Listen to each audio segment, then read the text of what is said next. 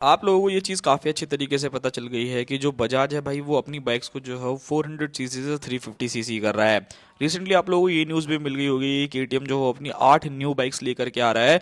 जैसा कि मैंने आप लोगों को ऑलरेडी बता दिया है, कुछ सीएनजी बाइक्स रहने वाली है, कुछ एडीवी बाइक्स आपको देखने को मिलेगी, कुछ सुपर मोटो बाइक जो है वो देखने को मिलने वाली है। एंड आप लोगों के लिए एक बहुत ही ज़्यादा ग्रेट न्यूज़ है कि जो पल्सर की अभी तक की लाइनअप आ रही थी ना भाई, कंपनी जो है उसको भी अपग्रेड करने वाली है।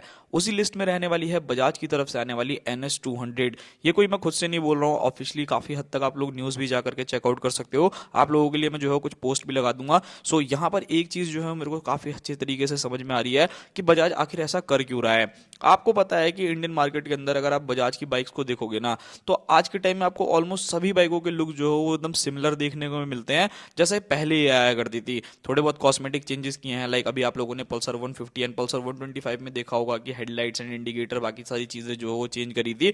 बट अब आप लोगों को जो है इन बाइक्स के अंदर थोड़े और मेजर चेंजेस देखने को मिलेंगे एंड उसी लिस्ट में रहने वाली है बजाज की NS 200। सबसे पहली चीज मैं यहाँ पर क्लियर कर देता हूँ, अगर आप बहुत ज्यादा एक्सपेक्ट करके बैठे हो वो चीज बिल्कुल भी मत सोचना, बिकॉज मैंने जितने भी आर्टिकल्स पढ़े हैं तो उसमें यही चीज बताई गई है कि बजाज जो है वो चेंज तो जरूर कर रहा है अपनी बाइक्स को, बट वो ना एक सेफर साइड ही रहेंगे। बिकॉज आप सभी को ये चीज काफी अच्छे से पता है कि जो बजाज की NS 200 हो गई, RS 200 हो गई, इनसे लोगों का जो एक इमोशन है ना भाई वो स्टिल जुड़ा हुआ है। आप खुद सोच करके देखो कि ये बाइक जो है आज से 10-15 साल पहले इंडियन मार्केट के अंदर लॉन्च हुई थी। बजाज ने इनके लुक्स के मामले में बहुत ज्यादा चेंजेस नहीं किया, सिर्फ और सिर्फ कॉस्मेटिक चेंजेस लाइक हेडलाइट जो है वो एलईडी कर दी, डिजिटल मीटर जो है वो कर दिया, एंड उसके अलावा अगर आप ओवरऑल देखोगे ना तो ऐसा कुछ भी चेंजेस नहीं किया। बट अब टाइम आ चुका है कि इन बाइक्स के अंदर भी थोड़े बहुत कॉस्मेटिक चेंजेस जो है वो देखने को मिले, एंड उसी के साथ साथ लुक्स एंड डिजाइन के अंदर भी थोड़े बहुत आपको चेंजेस जो है वो ऑफकोर्स मिलने वाले हैं। बजाज की जो पल्सर लाइनअप है, यानी जो पल्सर 125 है, 150 है, ये भी पूरी तरीके से जो है वो अपग्रेड होने जा रही है। मतलब ओवरऑल ए से लेकर के जेड तक आपको हर चीज जो है वो बिल्कुल ही नहीं मिलेगी। एंड NS एंड RS का भी जो है मुझे लगता है कि अपग्रेड जो है वो जरूरी है। बिकॉज इंडियन मार्केट के अंदर अगर आप लोग बाकी कंपनीज को देखोगे, बाकी ब्रांड्स को देखोगे, लाइक NS 200 के कॉम्पिटिशन में आप MT 15 को देखते हो, उसी के साथ ड्यूक को देखते हो, अपाचे को देखते हो, ये सभी बाइक जो है वो अपडेट हो चुकी हैं। मतलब अभी रिसेंटली KTM की जो ड्यूक 200 थी उसके अंदर जो है वो नए फीचर्स जो है एड ऑन किए थे कंपनी ने।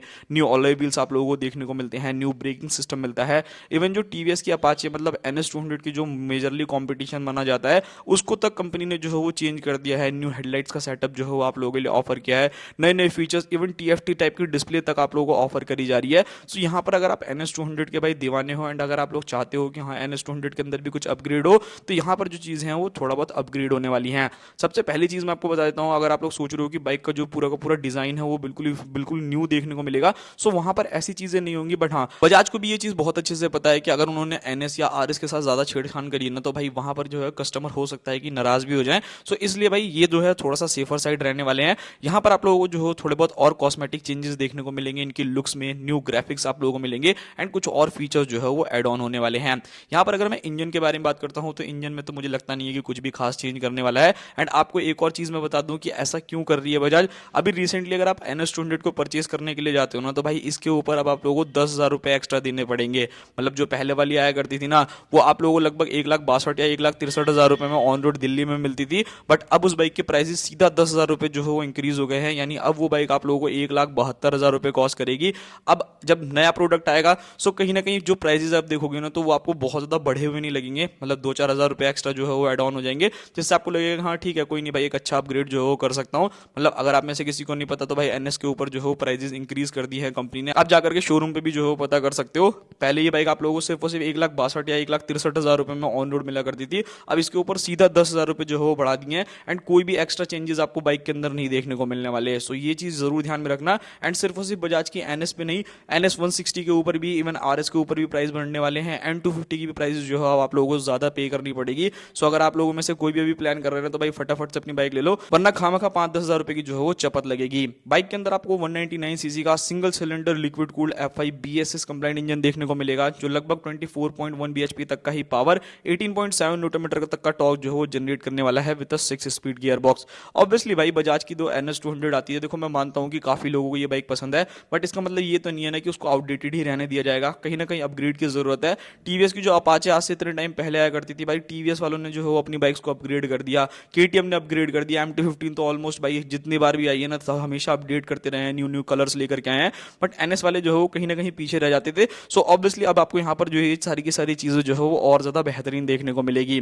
नाउ फीचर्स के बारे में बात करते हैं। इस बाइक के अंदर भाई अभी दो चार ऐसे फीचर्स हैं जो कि मिसिंग है, एंड मेरे को लगता है कि शायद हो सकता है कि नेक्स्ट अपग्रेड में आपको ये सारे फीचर्स भी देखने को मिले। सबसे पहले आपको हैजार्ड लाइट जो है वो कंपनी ऑफर करने वाली है, ट्रैक्शन कंट्रोल जैसे फीचर जो है वो आप लोगों को मिलेंगे, एंड कुछ ऐसे फीचर्स हैं जो कि ऑलरेडी इस बाइक के अंदर आते थे, तो वो सारी की सारी चीजें जो है वो ऑलमोस्ट सिमिलर रहने वाली है। लाइक ऑल एलईडी सेटअप जो है वो आप लोगों को बाइक में मिलेगा, डिजिटल मीटर मिलेगा। अब यहाँ पर जिन लोगों को टीएफटी की डिमांड है तो भाई भूल जाओ, मुझे नहीं लगता कि टीएफटी मिलने वाला है। मतलब डोमिनार हो गई, NS400Z हो गई, उनमें तो आ नहीं रहा, तो भाई आपको एक लोअर सीसी की बाइक के अंदर कहाँ ही ये चीजें देखने को मिलेगी। एंड उसकी वजह से प्राइसेस में भी जो है वो बहुत ज्यादा डिफरेंस आएगा। एंड बजाज जो है वो अपने को सेफर साइड रखना चाहता है कि हाँ उनकी बाइक जो है वो वैल्यू फॉर मनी प्रोडक्ट रहे, तो वो एक चीज है। तो यहाँ पर आपको प्रॉपर डिजिटल मीटर ही मिलेगा। बाइक के अंदर राइडिंग मोड्स या फिर एबीएस मोड जो है आप लोग कह सकते हो, slipper clutch, Bluetooth connectivity, dual channel ABS, USB charger and split seat जैसी जो चीजें हैं यहाँ पर आपको मिलेंगी। अब बात करते हैं इस बाइक के tyre, suspension and braking system के बारे में। सो यहाँ पर मे भी आप लोगों को जो है वो टायर सेक्शन जो है वो थोड़ा सा चेंज देखने को मिले। ऐसा मैं क्यों कह रहा हूँ, बिकॉज जब पहले आरएस और एनएस आया करती थी ना तो ये सारी की सारी चीजें जो है एक दूसरे से शेयर करा करती थी। मतलब जो चीजें आपको आरएस में मिलती थी वही ऑलमोस्ट सेम जो है एनएस में मिलती थी। बट अभी जब रिसेंटली एक अपडेट किया गया था जो RS200 के अंदर, उसके अंदर टायर्स को जो है अपग्रेड किया था कंपनी ने, बट एनएस के अंदर ये चीज अभी तक नहीं करी थी। एंड आने वाले टाइम के अंदर आपको ये अपग्रेड भी देखने को मिलेगा। अभी तक अगर आप इस बाइक को देखोगे तो इसके फ्रंट के अंदर आपको 100 सेक्शन का टायर एंड रियर में आपको 130 सेक्शन का टायर मिला करता था। काफी लोगों के लिए इशू था कि भाई वॉबलिंग इशू जो है हल्का फुल्का आता है, टायर जो है उतना ज्यादा कॉन्फिडेंस फील नहीं कराते हैं। सो यहाँ पर कंपनी जो है इसके टायर्स में भी अपग्रेड करेगी। सेम RS200 वाले टायर्स आप लोगों को बाइक के अंदर मिलने वाले हैं। 110 70 70 इंचेस के फ्रंट में टायर, 140 70 70 इंचेस के जो है वो रियर टायर आप लोगों को बाइक्स के अंदर देखने को मिलेंगे। बाकी सस्पेंशन एंड ब्रेकिंग से रिलेटेड जो है वो सारी चीजें एक्जैक्टली सिमिलर रहने वाली हैं। यूएसडी सस्पेंशन आपको फ्रंट में, रियर में अगर आप जाओगे तो monoshock absorber and braking system देखोगे तो लगभग 300 mm की जो है फ्रंट में डिस्क एंड 230 mm तक की जो है रियर में आपको डिस्क ब्रेक्स देखने को मिलने वाली है। एंड ब्रेकिंग वाइज देखोगे तो काफी अच्छा रिस्पॉन्स है। बट भाई लिटरली मैं भी सुन के शौक दूं कि भाई NS200 के ऊपर प्राइस जो बिना मतलब, अभी मुझे लगता है कि काफी लोगों को ये चीज पता भी नहीं होगी कि NS के ऊपर जो है प्राइसेस बढ़ गए हैं। सीधा सीधा 10,000 रुपए जो वो इंक्रीज किए गए हैं, जो मेरे हिसाब से भाई काफी ज्यादा एक्सपेंसिव है। मतलब पहले तो ठीक थी 1,62,000 या 63,000 में मिलती थी, अब आपको सीधा सीधा 10,000 रुपए एक्स्ट्रा, 1,72,000 रुपए ऑन रोड कॉस्ट जो है इस बाइक की रहने वाली है।